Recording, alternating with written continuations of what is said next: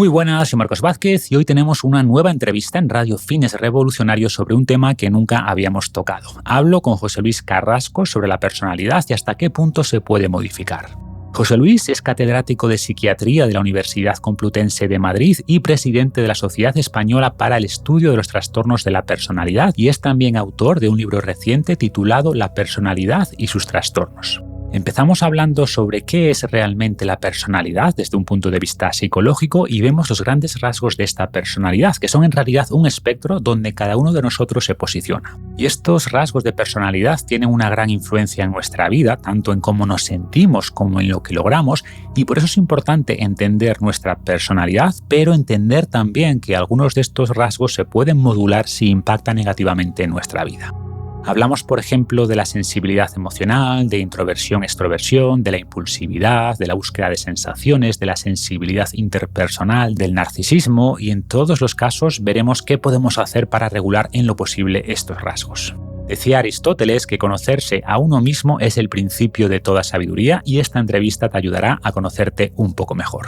Antes de dar paso a la entrevista, un mensaje rápido y es que ya hemos lanzado la nueva edición de Vida Inteligente, Inteligencia Artificial para la Vida Real, que ya hicieron miles de personas el año pasado, pero estas tecnologías avanzan muy rápido y por eso hemos renovado totalmente el curso y hemos añadido módulos adicionales. Por ejemplo, el año pasado hubo mucho interés en la parte de finanzas personales y creamos nuevos contenidos en esta área con un bono sobre introducción a las inversiones de la mano de Jesús Arroyo. En total serán más de 20 horas de contenido con clases en directo que empiezan el 8 de marzo, pero ya están disponibles 2 clases grabadas sobre iniciación a la inteligencia artificial y a ChatGPT para las personas que no hicisteis el curso el año pasado o que no tenéis conocimiento sobre estas herramientas. Y estas clases, como digo, están ya disponibles para los que entréis ahora en el curso. Podéis echar un vistazo a todo en finesrevolucionario.com/vida inteligente, todo junto, finesrevolucionario.com/vida inteligente, y si tenéis dudas podéis apuntaros a un webinar que haremos el 19 de febrero, que quedará grabado, donde hablaremos de las novedades más recientes de la IA con ejemplos prácticos y podréis ver así si os interesa el curso, que tiene además un precio promocional de tan solo 79 euros. Y podéis apuntaros al webinar en vidainteligente.net/webinar y están también los enlaces en las notas del episodio. Y sin más, damos la bienvenida a José Luis Carrasco.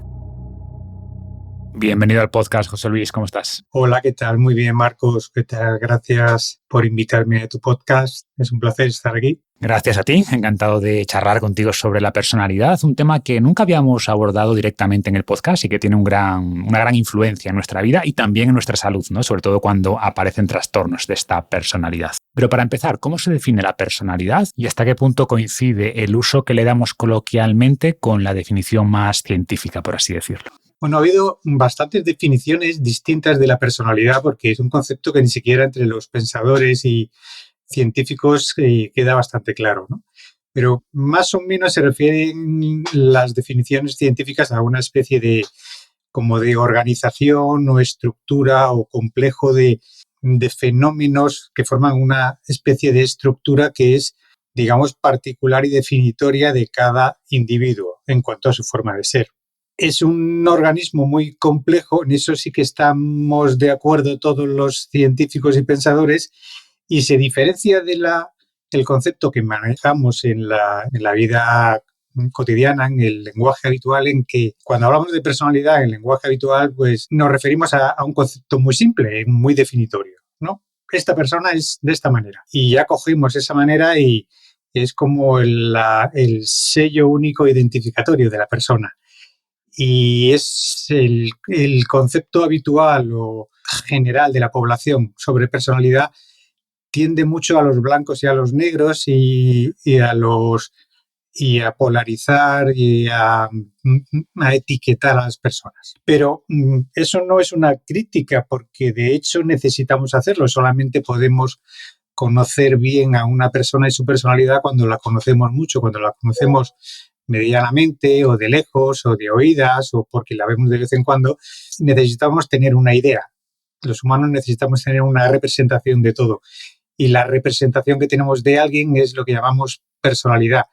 Luego, cuando vamos conociendo más a una persona, pues, ¿qué nos va ocurriendo? Que vamos conociendo más matices de esa persona y la persona que en un principio nos había parecido un engolado frío, pues resulta que empieza a mostrarnos matices sensibles, vulnerables, defensivos, y entonces eso que está ocurriendo es que estamos yendo a través de las diferentes capas y secciones que conforman la personalidad de un individuo. Claro, y como dices, es algo muy complejo, ¿no? Pero para estudiarlo debemos primero categorizarlo. ¿Cómo se hace esto desde la psicología y qué grandes rasgos de personalidad existen o se definen? Sí, el concepto de rasgo nos ha ayudado a poder sistematizar y, bueno, categorizar o subcategorizar el término tan amplio de personalidad, ¿no? Porque personalidad es tan amplio el término, digo yo en mi libro, bueno, pero eso es una cosa mía, que después del concepto de Dios es el concepto más formidable que tenemos en nuestro lenguaje, porque es casi tan indefinible como el concepto de Dios, ¿no? La personalidad es todo, pero claro, definir el todo es muy difícil. Entonces, para empezar a definir el todo, pues el concepto de rasgo es ir dividiendo ese todo en una serie de formas de sentir, de formas de actuar, de formas de interpretar, de formas de moverse. Vamos dividiendo al individuo en su comportamiento y en sus emociones en diferentes parcelas. Luego, el rasgo se estudia como, bueno, se intentan encontrar rasgos que están en todo el mundo, es decir, que aparecen una y otra vez, por tanto no es algo que se haya inventado el científico, sino que se comprueba que en todos los humanos existe ese rasgo, por ejemplo, una forma determinada de moverse. Y luego el rasgo, cada individuo lo puede tener en un grado alto o en un grado bajo. Y una combinación de muchos rasgos, unos en grado alto y otros en grado bajo, pues da lugar a muchas combinaciones diferentes de formas de ser. Entonces, los rasgos de personalidad nos ayudan a describir a una persona de una manera un poco menos etiquetante que cuando solamente la describimos con un calificativo de personalidad. Nos ayuda a decir, bueno, pues esta persona tiene estos rasgos de esta manera y estos rasgos de esta otra manera. Y más o menos nos da una idea un poquito más diversa, más compleja y menos absoluta de cómo es esa persona, pero nos da una idea, ¿no? Y nos ayuda a entender cosas. Uh-huh. Y por concretar, entiendo que el modelo más usado en psicología es el famoso Big Five, ¿no? De los 5 grandes rasgos que todos poseemos en mayor o menor grado. Neuroticismo, extraversión, apertura a la experiencia, amabilidad, responsabilidad, creo que es el quinto. Sí. ¿Hay consenso en esto o se usan otras alternativas? Desde el punto de vista más científico, natural, el modelo de los 5 rasgos es el más aceptado. Y incluso el modelo de 3 rasgos, que es anterior al de 5 rasgos, que es el modelo de Eysenck, de extroversión, introversión, neuroticismo y psicoticismo, es todavía más básico y ese es como universalmente aceptado. Lo que pasa es que son rasgos muy grandes que luego el modelo de 5 factores divide alguno de ellos y ya saca 5.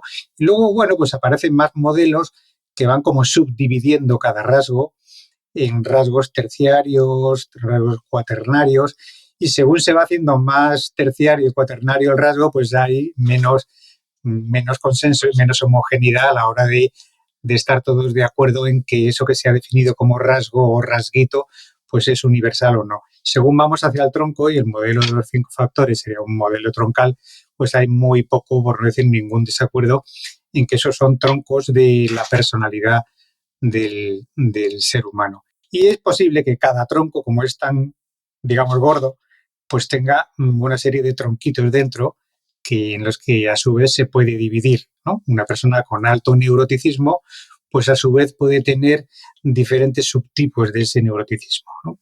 Pero sí que es un modelo universal, es muy aceptado porque ayuda en la descripción de la población general, en lo sociológico de la personalidad, pero ayuda también en la clínica, ¿no? En lo, digamos, patológico, cuando la personalidad empieza a dar lugar a problemas de salud mental.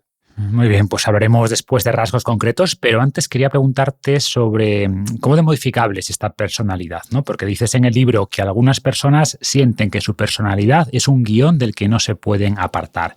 ¿Hasta qué punto esto es cierto o cómo de moldeable es la personalidad y en qué grado contribuyen también los genes? Los genes contribuyen bastante, pero ni son mayoritarios ni son muy minoritarios. Es decir, casi todo en lo humano, no solamente en la personalidad, tiene un componente hereditario. Pero las cosas que se heredan se suelen referir más, lo que se hereda se refiere más a los rasgos, no a la personalidad en global. Los rasgos son los que más tocan con aspectos biológicos del cuerpo, del cerebro humano. Entonces, se pueden heredar no un rasgo entero, pero sí una cantidad de rasgos, ¿no? La impulsividad, la sensibilidad emocional, la extroversión. Bueno, no es que vaya a ser 100% heredable, pero de familiares extrovertidos tienen más posibilidad de tener un rasgo tendiendo a extrovertido. Y no se sabe exactamente, pero hay rasgos en los que la mayoría de los rasgos troncales se sospecha un aproximadamente 50% de parte hereditaria, de heredabilidad. Y el otro 50% pues depende de lo otro. Y lo otro es el paso del individuo desde que es un bebé por la vida, ¿no? Por la familia, por los diferentes apegos, tipos de apegos que tiene, por el colegio, por los primeros encuentros, por las experiencias. Y esa sería la parte de desarrollo psicológico del rasgo de personalidad. Y luego hay otro nivel que es el nivel global, ¿no? Como el metarrasgo por encima de los rasgos. Es con todos los rasgos que tenemos y además de la evolución que tenga cada rasgo, todos en conjunto forman una persona. Y esa persona, a su vez, también como conjunto se va desarrollando a lo largo de la vida. Es decir, tenemos los rasgos y tenemos las conexiones entre los rasgos que también se desarrollan. Por ejemplo, un individuo puede ser una persona extrovertida e impulsiva, de rasgo. Puede tener esos dos rasgos un poco acentuados. Y bueno, eso es una combinación que daría lugar a un individuo muy rápido, muy poco constante y a veces un poco bastante precipitado. Pero ese individuo va pasando por un colegio, por un sistema de valores, por un sistema de contrastes donde, bueno, pues tiene que, o le gusta a una serie de personas, o le gusta a una chica o un chico que es más tranquila, para la que tiene que ser menos precipitado. Entonces, el rasgo extrovertido y el rasgo impulsivo se relacionan entre sí de una manera en las que intentan inhibirse el uno al otro o la asociación con el rasgo evitativo del peligro, del riesgo, o el rasgo del conscientiousness, ¿no? Del 5 factor, que es el rasgo de la regularidad, que a lo mejor está un poco bajo. Bueno, pues la relación entre ellos tiende a llevar a la persona, ¿no?, hacia aquellas cosas que le atraen, ¿no?, o hacia donde le apetece ir en ese momento. Y eso va modulando los rasgos también. Entonces, el rasgo se modula en sí por la interacción con el ambiente. Y luego los rasgos se modulan entre sí por lo que el ambiente nos está pidiendo. O sea, en definitiva, venimos con cierta personalidad innata, genética, pero se va moldeando después por todas estas experiencias e interacciones, ¿no? Y dado que en tu libro hablas mucho de los trastornos de la personalidad, ¿cómo se define una personalidad sana y qué supondría ya un trastorno de la personalidad que debería tratarse? Fíjate, esa es la gran pregunta y una de las cosas que, bueno, pues que me llevó ya por fin a decidir escribir sobre el libro, porque tendemos mucho ahora a lo que es una nutrición sana, lo que es un cuerpo sano, lo que es lo sano y lo no sano. Y claro, la personalidad sana depende muchísimo del entorno cultural, ¿no? Lo que en un sitio es un individuo sano, pues en otro sitio no es tan sano. En Japón la timidez es una cosa que se considera sana y normal y en España pues no se considera tan sana. Y bueno, incluso para una persona muy metódica, concienzuda, ordenada y un poquito obsesiva, pues una persona ocurrente, audaz, imprevisible, que actúa, bueno, pues en el día a día no le parece sano, ¿no? Entonces ahí es difícil responder a la pregunta, pero hay una respuesta, ¿no? Pero solamente para ver que el capítulo de sano, yo pongo en mi libro un ejemplo que es el de, se utiliza mucho a Churchill para muchas cosas, pero Churchill fue el hombre que cuando ya toda Europa estaba conquistada, ¿no?, por la Alemania nazi, y Hitler le ofrece a Churchill, bueno, ya solamente quedas tú, lo que le ofrece es negociar, déjame a mí con Europa y yo me quedo con Rusia y tú te quedas con tu imperio. Y la verdad es que en Inglaterra, pues todos los conservadores y aristócratas y los liberales, pues optaban por esa opción, ¿eh? Y Churchill, pues que estaba un poco loco y se fue, eso sale en las películas que se han hecho de él, sale, habla con la gente y por instinto dice, no, con el mal no se puede negociar. Y bueno, gracias a esa persona que era un bebedor, que le gustaba mucho el coñac, que era impulsivo, que tenía un trastorno bipolar, una bipolaridad, pues gracias a esa persona, pues probablemente se tomó una decisión que benefició bastante. Una persona sana, bueno, incluso se llega a decir que Hitler no pensó que Churchill pudiera estar tan loco. Nunca pensó que pudiera estar. Él sabía que él estaba, Hitler, que no era una personalidad sana, por decirlo de alguna manera, pero no pensó que Churchill y los británicos pudieran llegar a ese nivel de tozudez. Bueno, pues no era una personalidad sana en los parámetros de hoy, Winston Churchill, pero esto nos hace ver que depende, ¿no?, de en qué momento la personalidad es sana o no. Entonces, el concepto de sano lo vamos a dejar para aquella persona que, digamos, que es capaz de vivir con una cierta autonomía de una manera equilibrada en su entorno. Y equilibrio tampoco es una manera perfectamente equilibrada, es que pueda convivir con las personas que tiene al lado, que pueda buscar su felicidad, es decir, tener una cierta capacidad para buscar la felicidad y para tolerar el estrés y la frustración. Y que para eso tenga una cierta autonomía, de tal manera que no tenga que estar cogido, agarrado del cuello de alguien. Cuando una personalidad está trastornada, es una personalidad que no puede vivir sin alguien al lado a quien estar, digamos, sujetándose de una manera patológica. O sea, el umbral sería cuando esa personalidad ya causa sufrimiento a esa persona o a las que le rodean, ¿no? Exactamente. En cualquier caso, no me quiero centrar hoy mucho en los trastornos, que tocas mucho más en el libro, y me gustaría hablar de rasgos o características con las que muchas personas se van a sentir más identificadas, como por ejemplo la sensibilidad emocional. ¿A qué se refiere y cómo se relaciona con el neuroticismo? La sensibilidad emocional, igual que el neuroticismo, es un rasgo bastante ancho. Cuando digo ancho me refiero a amplio, que afecta a bastante de nuestro aparato psíquico, incluso entonces tiene subtipos. Es un término general porque, bueno, pues da pie a que uno diga, pues yo soy muy sensible, pues yo soy poco sensible. La sensibilidad emocional como rasgo de personalidad equiparable al término neuroticismo se refiere a la sensibilidad por los aspectos negativos de las cosas.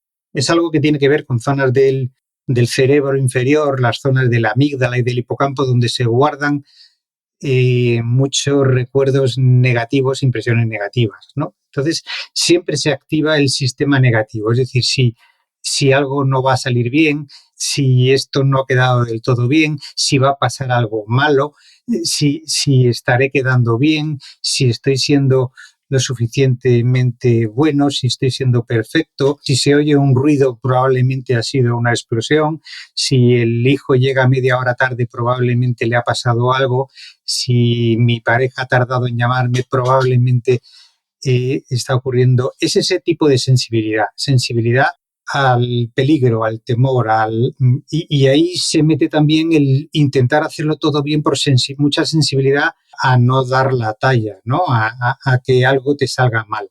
Entonces, es un concepto muy amplio, pero cuidado, es la sensibilidad a que algo vaya mal. ¿Y qué relación hay entre esta sensibilidad emocional y la ansiedad o la depresión? ¿Son más comunes en personas con alta sensibilidad emocional o con alto neuroticismo? Clarísimamente, sí. De hecho, el neuroticismo, ya en los estudios de hace décadas, veíamos que claramente es uno de los factores de predisposición más importantes para la ansiedad y para la depresión. Una persona con alto neuroticismo casi siempre tiene una especie de ansiedad persistente.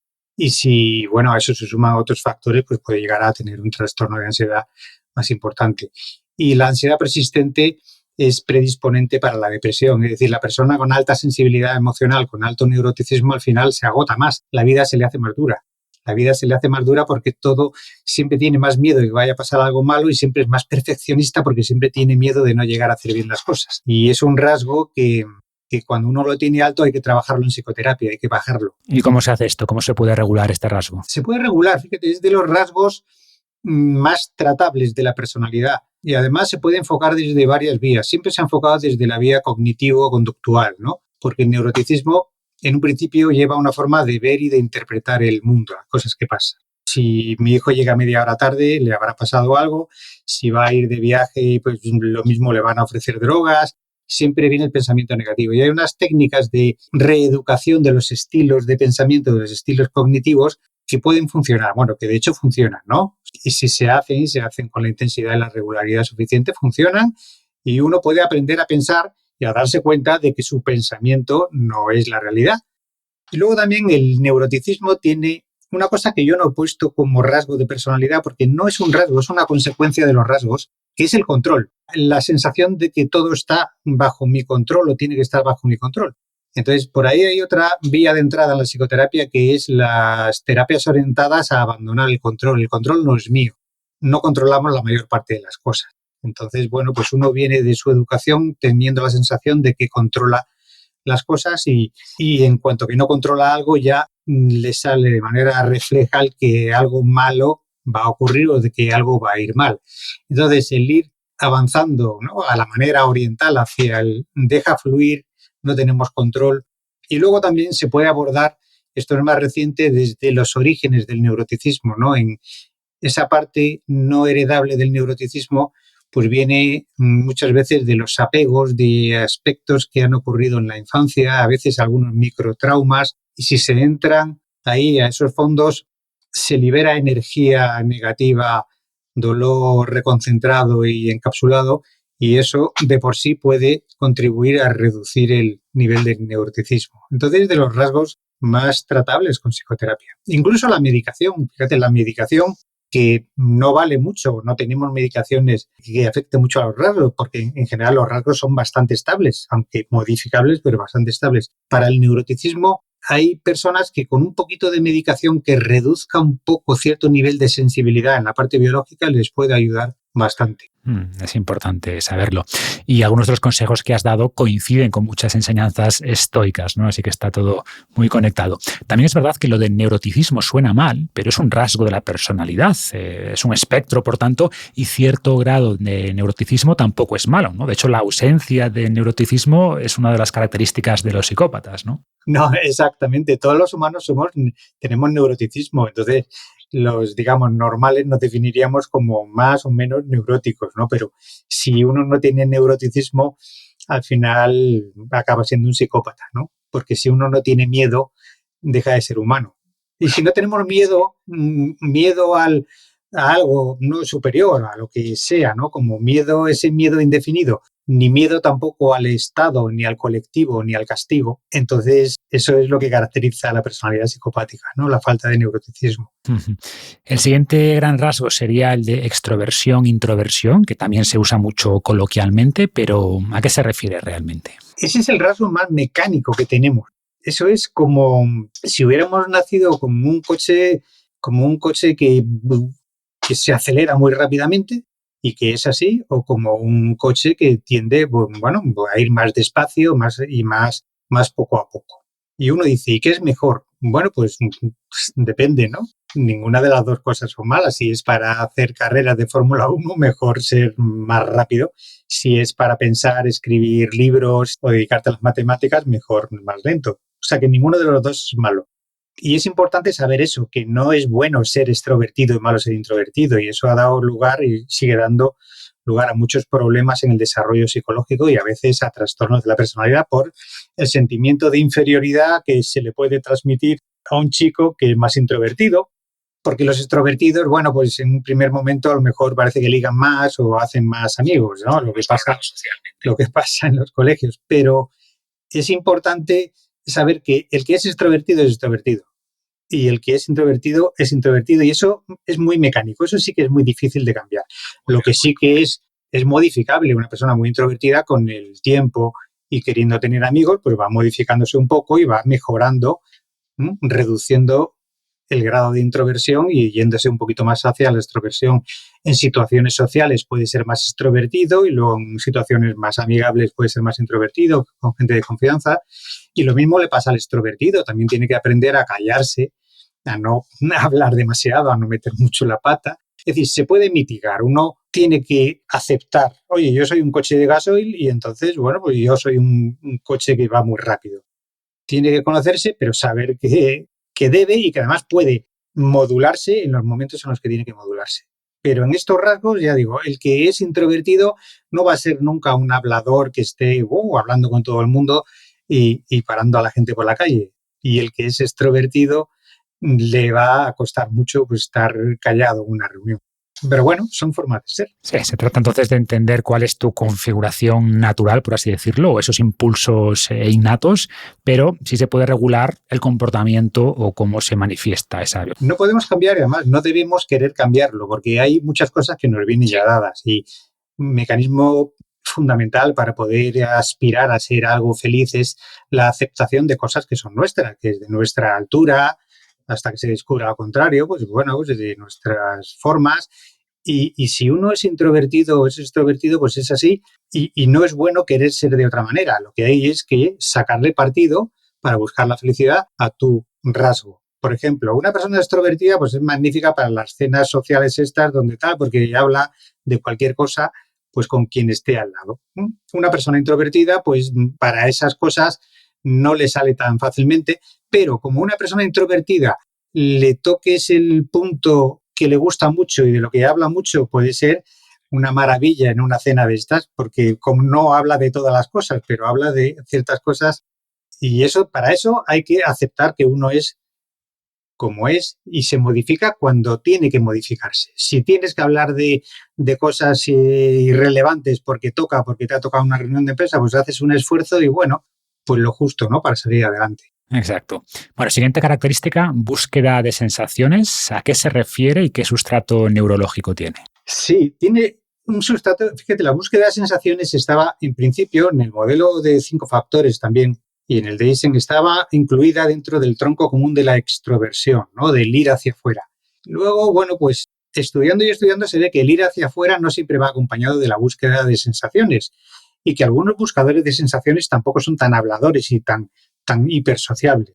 Entonces, la búsqueda de sensaciones tiene más que ver con la sensación de tener emociones fuertes, intensas, con la intolerancia a la monotonía, ¿no? La intolerancia al aburrimiento. El aburrimiento, la monotonía, al buscador de sensaciones le deja con una especie de sensación de inquietud, casi de sentimiento de vacío. Entonces necesita experiencias fuertes, que pueden ser desde hacer, pues salto de puenting o correr a grandes velocidades o meterse en experiencias peligrosas, ¿no? Que pueden ser de tipo nocturnas o sexuales, cualquier tipo, ¿no? Pero tiene que ver con el recibir impresiones fuertes donde estás en peligro, que esas son las sensaciones fuertes, donde hay mucha excitación, pero también peligro.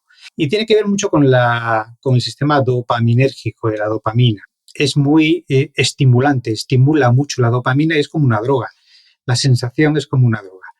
Pero no tiene por qué ser extrovertido, ni el extrovertido tiene por qué ser buscador de sensaciones. A veces se juntan ambas cosas y entonces, bueno, pues ahí ya tenemos una personalidad que es buscadora de sensaciones y muy expansiva y bueno, pues puede ser o sea, hay profesiones para todo, ¿no? Puede ser un magnífico, no se me ocurre ahora, ¿no? Extrovertido buscador de sensaciones, pues puede ser un magnífico James Bond, por ejemplo, ¿no? Un magnífico espía, es decir, son combinaciones que, bueno, dan lugar a formas de ser y a formas de ir en la vida, pero son diferentes, ¿eh? La búsqueda de sensaciones también la podemos encontrar en personas que no son tan hipersociables, pero van buscando el momento del riesgo, del peligro.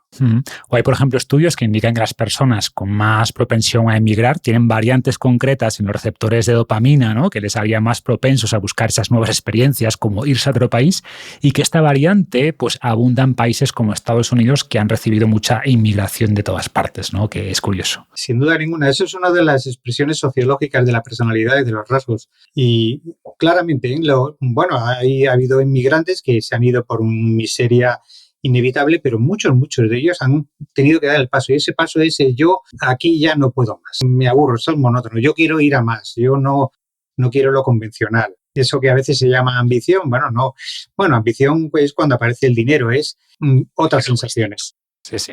Bueno, pues hablemos de otro rasgo que sería la sensibilidad interpersonal. ¿A qué se refiere y en qué se diferencia de la sensibilidad emocional que vimos antes? Eso ha sido uno de los pasos de las últimas, fundamentalmente, 2 décadas de investigación en la personalidad, Porque antes estaba metido dentro de la sensibilidad emocional, ¿no? Era como que uno era sensible y era sensible a todo, pero bueno, vamos conociendo que hay diferentes áreas del cerebro y las sensibilidades son diferentes a diferentes cosas. Por eso es bueno separarlo de la sensibilidad emocional global del neuroticismo.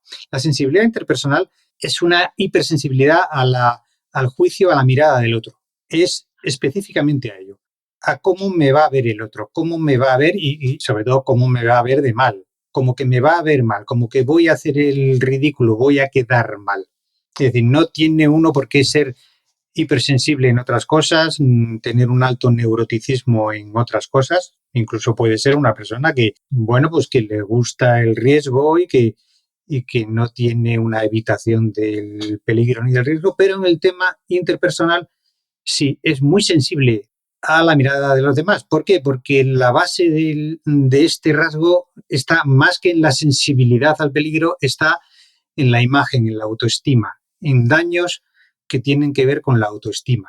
Y la autoestima depende fundamentalmente de la mirada del otro. Si el otro te mira con estima, la autoestima, la estima aumenta. Si el otro te mira sin estima, la estima disminuye. Pero cuando uno, digamos, tiene el rasgo equilibrado y está en una situación que se va equilibrando en cuanto a la autoestima, bueno, no todo el mundo nos mira bien, pero tenemos una propia autoestima. Tenemos como una cierta conciencia de que valemos más o menos. Nos gusta que no que nos alaben, pero sí que nos miren como que somos válidos y nos disgusta que nos miren como que no lo somos. La hipersensibilidad al rechazo afecta fundamentalmente a esa función. ¿Cómo me ve el otro? Tiene mucho que ver con otra cosa de la que hablamos ya más en patología, que es el narcisismo, que es el problema de la imagen. Entonces, la persona con una alta hipersensibilidad al rechazo, bueno, pues una cara que no es de disgusto, que es de, bueno, casi neutra, pues a lo mejor la interpreta como de disgusto. Allí donde otro interpretaría, imagínate que estás hablando con alguien o dando una charla y la persona de enfrente te mira con mucho interés, pues eso se ve, pues le estoy interesando. A veces te mira, pues como hacen los estudiantes, ¿no? Que son muy crueles. Vaya rollo que me estás metiendo, pues también lo interpretas y no hay duda. El problema está en la mirada intermedia, en la sonrisa intermedia. Y ahí muchas personas tienden a pensar, estoy aburriendo, está pensando por dentro que soy un aburrido, está pensando por dentro que soy un torpe, o en las medias sonrisas, ¿no? Donde uno puede o no interpretar nada o pensar que le ha hecho un poco de gracia. La hipersensibilidad al rechazo nos hace pensar que se está riendo de mí, estoy haciendo el ridículo, ¿no? Y eso realmente existe, o sea, lo vemos, hay experimentos, y es un rasgo, está cercano a la suspicacia, tiene mucho que ver con una sensación íntima de autoestima frágil, es decir, de baja autoestima, y si crece rápidamente se puede venir abajo. Y está relacionada con las representaciones que tenemos de nosotros mismos y de los demás. Es más personal que el neuroticismo, que tiene más componente de, digamos, de la amígdala, del hipocampo, del cerebro, del tener miedo a todo lo malo. Esto tiene más que ver con la imagen ya que nos hemos ido formando de nosotros y de los otros mismos. Decías antes, cuando hablamos de sensibilidad emocional, que era uno de los rasgos o el rasgo más fácilmente modificable. ¿También en este caso o no es así? Digamos que no llevamos tanto tiempo tratándolo, ¿no? Estamos tratándolo mucho desde que hemos empezado a ver que es un elemento fundamental de los trastornos límite de la personalidad, pero también se modifica. Es decir, no es algo inmutable. Si hay tratamiento, el paciente va vinculándose con figuras de confianza. Con esas figuras se va trabajando esa hipersensibilidad al rechazo hasta el punto de que vaya desapareciendo en ámbitos de confianza. Eso va modificando también la autoestima y la confianza interna y se va reduciendo. No funcionan, por ejemplo, las técnicas cognitivo-conductuales que funcionan en neuroticismo, ¿no? De cambiar la forma de pensar. Esto de, bueno, intenta que no te importe el otro, que no te importe la mirada del otro. Total, el otro no vale. Ahí la terapia verbal no es eficaz, pero la terapia más profunda y más de contagio, más emocional, más de crear vínculos de confianza, las terapias grupales sí que ayudan. Es decir, está más, por la parte verbal no se modifica mucho. Hay que hacer terapias más metidas hacia la autoimagen, la autoestima y el vínculo, porque proviene de ahí. Uh-huh. Otro aspecto que es fácil de identificar en las personas, en su personalidad, es cómo de impulsivas son, ¿no? Su impulsividad. ¿A qué se refiere y qué tipos de impulsividad existe? También es un término que se utiliza para muchísimas cosas. Al final lo vamos ampliando tanto que lo desvirtuamos un poco, ¿no? O sea, cuando se mezcla me refiero que muchas veces la extroversión, la búsqueda de sensaciones, la impulsividad se ha puesto junto y muchas veces va junto, ¿no? Son rasgos que a veces pues comparten muchas cosas. Pero la impulsividad pura se refiere a, para ponerlo de una manera muy sencilla, a que los frenos no van bien, la falta de frenos. Es decir, hay gente que tiene unos frenos muy potentes, demasiado potentes. Es como las bicicletas, cuando éramos pequeñitos, que a ver, yo no daba nunca con el punto justo. O iba rozando la rueda, iba muy frenada y tenía que hacer mucho esfuerzo, o no apretaban los frenos del todo, aunque los... Pues tiene que ver con eso. Hay personas que les cuesta frenar, entonces ya el coche se les ha ido. Y hay personas que están muy frenadas. Es decir, la impulsividad, como todos los rasgos, es una línea, ¿no? Un rango. Tienes mucha o no tienes impulsividad. Ninguno de los polos de los rasgos suele ser bueno porque da problemas. Una persona con mucha impulsividad tiene poco freno y es algo bastante biológico en principio, ¿no? En principio. Con lo cual hay que enseñarle si lo necesita. Claro, ¿cuándo se da cuenta de que lo necesita? Cuando le va mal en la vida, cuando mete muchas veces la pata, cuando habla muchas veces cuando no tiene que hablar, cuando toma las decisiones tan rápidas que las toma mal. Y a la persona con muy poca impulsividad también hay que enseñarle. ¿Por qué? Porque no toma ninguna decisión, porque siempre se queda el último y porque al final se le van yendo todas las cosas. Tiene que ver con el freno y además hay pruebas neuropsicológicas específicas para medir la impulsividad, incluso desligándola de la emocionalidad. Que a veces se ha pensado, bueno, las personas muy emocionales son muy impulsivas. No es cierto. Hay personas que son muy emocionales, pero son muy inhibidas y tienen más frecuencia de depresión también, ¿no? Porque inhiben la ira, inhiben la acción. Son personas con muy poca impulsividad. Y hay personas emocionales impulsivas. Está en un lugar más personalidades más de tipo trastornos impulsivos de la personalidad, trastorno límite. Pero hay pruebas para detectar el nivel de freno, ¿no? ¿Cuánto es capaz uno en una situación donde se le ponen ahí unas pruebas cognitivas que primero le hacen coger un patrón de actuación y luego se lo cambian? ¿Cuánto es de capaz de pronto frenarse, ¿no? Y las personas muy impulsivas no, van rápidamente, les cuesta mucho cambiar el patrón. Esto es interesante porque así no lo vemos todo de forma global. Es bueno para describir a las personas. Cuando tú tienes una persona delante y más es un paciente, es bueno saber si es fundamentalmente impulsivo, es un problema de frenos, es fundamentalmente emocional y es que se recalienta mucho y eso no hay forma de frenarlo, ¿no? Aunque tenga los frenos normales, o si es un problema de que es muy suspicaz, quisquilloso y muy sensible a los demás y bueno, pues hay que intentar trabajar la interacción con los demás. Entonces, si es un problema de frenos, ya sabes que es un problema de frenos, lo ves como tal. Si es tu pareja, pues ya sabes que tiene un problema de frenos, pero que no es mala persona, ¿no? Y si es tu paciente, porque ya el tema se ha ido un poco, ¿no? Se ha ido un poco de control, intentas ir a los mecanismos de autocontrol y si utilizas algo de medicación de autocontrol. Y las técnicas psicoterapéuticas vas a autocontrol, no vas a las técnicas de emociones ni a las técnicas de autoestima. Sí, hay que adaptar la herramienta a cada caso, ¿no? Pero es importante entender que todos nos situamos en algún punto de estos rasgos que hemos comentado, que son espectros, y lo que llamamos normalidad sería no alejarse mucho del centro, sabiendo que no es fácil o que es siempre un poco arbitrario decir, bueno, a partir de aquí o hasta aquí es normal y a partir de aquí es patológico, ¿no? Hasta qué nivel de impulsividad o de introversión es una variabilidad normal y a partir de qué punto ya es un problema, que depende de muchas cosas, del nivel de sufrimiento que te genera, como decíamos antes.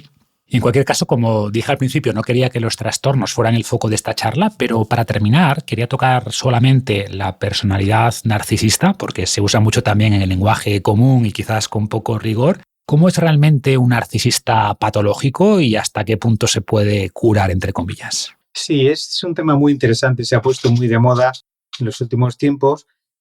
Se ha empezado a utilizar mucho, quizá demasiado, el término narcisista. En la clínica nos viene muy bien el haber avanzado en ese campo porque nos permite modificar mucho las técnicas de tratamiento, predecir pronósticos y bueno, pues ordenar el entorno del paciente, ¿no? En lo general, en lo poblacional, se ha expandido demasiado hasta el punto de que ya casi cualquier persona egoísta o un poco egocéntrica o que alguna vez hace trampas o te hace mal es narcisista, y el narcisismo patológico es algo más. Hay que empezar diciendo, todos tenemos narcisismo, ¿vale? El narcisismo, algunos autores psicoanalíticos como Kohut lo describen muy bien, es como una dimensión humana que va creciendo. Y es una dimensión que tiene que ver no tanto con el egoísmo ni con la ambición, sino con la autoimagen. Entonces, uno se va creando una imagen de sí mismo que al final, para que sea sana, pues tiene que ser como que soy bueno en cosas, pero soy limitado en otras, aunque no lo digas, pero lo sabes, ¿no? Y lo aceptas, sabes que no eres grandioso y puedes convivir entonces con la gente. Y luego puedes ser ambicioso, ¿no? Y puedes ser egoísta porque tiras mucho para ti y quieres que te den cosas. El narcisismo implica imagen. Entonces, el narcisismo patológico, y por eso se llama narcisismo, por Narciso, por el mito de Narciso, tiene que ver con la imagen, con el mirarse al espejo, con el Narciso muere, es condenado por una diosa a tenerse que estar mirando en el estanque continuamente. Entonces, al final muere, pues se supone que muere de hambre o de frío o de que se va haciendo viejo y cuando ya se va viendo se suicida, ¿no? Bueno, pues el narcisista patológico lo que necesita es un espejo continuamente, como la vida real no es un mito, el espejo en la vida real son los ojos de las personas. Los demás tienen que admirarle. Entonces se va buscando personas que le vayan admirando y va buscando a personas de poder siempre con quien juntarse para ir ganando poder, porque la admiración viene del poder. O del poder físico, pero bueno, eso ya más bien te lo da la naturaleza, si eres guapo o no, pero sí del poder económico, del poder político, y está obsesionado con la grandiosidad, con el poder. De tal manera que la persona que está a su lado, pues es alguien que, bueno, contribuye a eso, pero carece de empatía real. A veces seduce mucho, pero es para ganarse a las personas, pero no tiene una relación de cariño, de consideración, porque no tiene sentimiento por los sentimientos de los demás. Y tiene mucha envidia. Es una persona que puede tener 20 barcos, pero como haya uno que tenga 21, no puede soportarlo, ¿no? Entonces, a ver, no es tan fácil de delimitar, pero tiene que haber un problema de imagen, de quién eres tú para decirme esto, a mí nadie me rechista, o al primero que me moleste en mi carrera me lo quito de encima sin ningún tipo de problema. Todos tenemos un poco de narcisismo, es decir, cuando estamos enfadados y en algunas situaciones pues actuamos desde nuestro narcisismo. El narcisista patológico, lo que ocurre es que si tiene poder, pues todos los que están a su alrededor van a huir de él si pueden o de ella, y si no pueden lo van a pasar muy mal, porque van a estar amedrentados.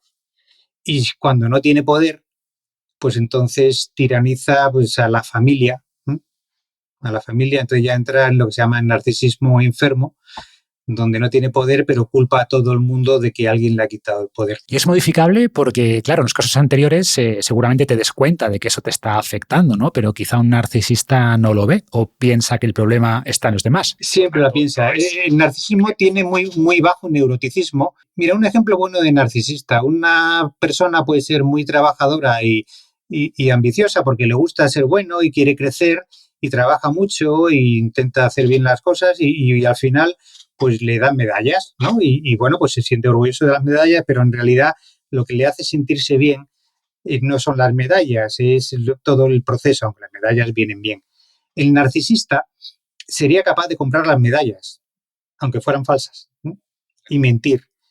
Y atribuirse el trabajo de otro, ¿no? Y mentir. Y eso, realmente eso pasa mucho en el mundo y en las grandes corporaciones y en las grandes, yo qué sé, partidos políticos. Es decir, eso hay mucho narcisista en estos niveles altos donde todo es imagen. El mundo actual de la imagen favorece mucho el tema del narcisismo porque el narcisismo es imagen. Tú lo que quieres es tener medallas, no haber ganado batallas. El militar que ha ganado batallas y tiene medallas se siente orgulloso y luego las puede tirar, pero el narcisista que se las pone pues es capaz de comprarlas y contar luego la mentira que ha ganado batallas, ¿no? Esa sería la diferencia. Por eso una persona ambiciosa no tiene que ser en absoluto una persona narcisista, ¿no? Es ambiciosa y trabaja para ir arriba. El narcisista tiende a hacer trampas, tiende a meter miedo y no tiene neuroticismo, no tiene consideración por los sentimientos de los demás. Pues la última pregunta, José Luis, como experto en la materia, ¿qué mitos crees que siguen existiendo sobre la personalidad y que te gustaría que desaparecieran? O por concretar, vamos a dejarlo en uno solo. ¿Qué gran mito destacarías? Sí, pues yo creo que el gran mito y que sería bueno que desapareciera es el que la personalidad es como somos, porque no es exactamente así. La personalidad no es la persona. La personalidad sería como el entramado y luego ese entramado necesita un conductor. Y entonces ya cuando el coche empieza a andar, empieza a ser persona. Puedes tener un coche muy rápido, pero depende de cómo se conduzca y por dónde vaya, pues va a hacer unas cosas u otras. Entonces, con la misma personalidad se pueden ser una persona muy entregada a los demás, muy ambiciosa, abriendo muchas organizaciones sociales o misiones, o se puede ser entregada al dinero y abriendo muchos bancos y comprándose más yates que nadie, con la misma personalidad. ¿Qué es lo que cambia? Pues una serie de cosas que están en el mundo, que son los valores, las interacciones, los afectos, la mirada del otro. Entonces, la personalidad es la tendencia que tenemos a ser de una manera, pero no nos hace esclavos. Podemos cambiar esa tendencia, podemos corregirla. Eso es importante que la gente lo sepa, porque muchas veces en consulta te dicen, pero es que si yo soy así, que es que tengo ansiedad, yo quiero que me quite la ansiedad. Vale, yo le quito la ansiedad un poco con pastilla, pero tenemos que cambiar algunas cositas de estas, de cómo habla usted con sus hijos o con no sé. Pues es que yo soy así. No, bueno, pues eso es lo que podemos modificar un poco. La personalidad se puede modificar, no ser todo lo contrario, pero modificar para encauzarla hacia lo bueno. Exacto, como con cualquier tendencia innata, pues la personalidad predispone, pero no predetermina, ¿no? Sino que mantenemos esa capacidad de regulación. Pues lo dejamos aquí, José Luis. Muchas gracias por esta gran clase sobre personalidad y seguimos en contacto. Muchísimas gracias a ti, Marco. Ha sido un placer. Un abrazo.